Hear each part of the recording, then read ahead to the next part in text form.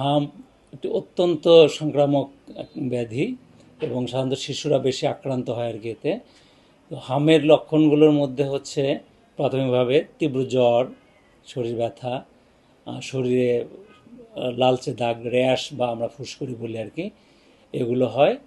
তো এখন যেহেতু হামের সিজন চলছে আর কি, তো অনেক বাচ্চারাই হামে আক্রান্ত হচ্ছে। তো কাজে এই লক্ষণগুলো দেখা দেওয়া মাত্র যে কাজটা প্রথমে হবে, যে যেহেতু এটা খুব ছোঁয়াচে রোগ, বা বাড়িতে অন্য অন্য বাচ্চারা যেন অ্যাফেক্টেড যে বাচ্চা আর কি, আক্রান্ত যে শিশু, তার সংস্পর্শে যেন না আসে, অর্থাৎ আইসোলেশনে রাখা, শিশুকে পর্যাপ্ত পরিমাণ পানি খেতে দেওয়া এবং দ্রুত ডাক্তারের পরামর্শ নেওয়া। তার কারণ আমাদের দেশে বেশ কিছু কুসংস্কার প্রচলিত আছে যে হাম হলে অ্যালোপ্যাথিক ওষুধ খাওয়াতে হয় না বা ডাক্তারের ওষুধ খাওয়াতে হয় না, এটি কবিরাজি অথবা ঝাড়া পোকা এরকম কিছু প্রচলিত কুসংস্কার আছে।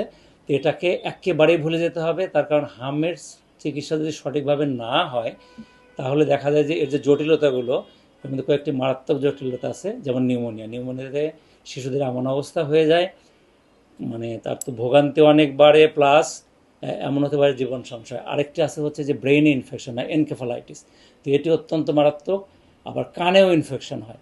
তো যেহেতু আমরা দেখতে পাচ্ছি যে মেজর মেজর অর্গানগুলো অ্যাফেক্টেড হওয়ার সম্ভাবনা রয়ে গেছে হামের কারণে, সুতরাং হাম হলে দেরি না করে প্রথমে যেটা বললাম যে শিশুটাকে একটু আলাদা রাখেন এবং পরবর্তী দিনেই চিকিৎসকের পরামর্শ নেওয়া।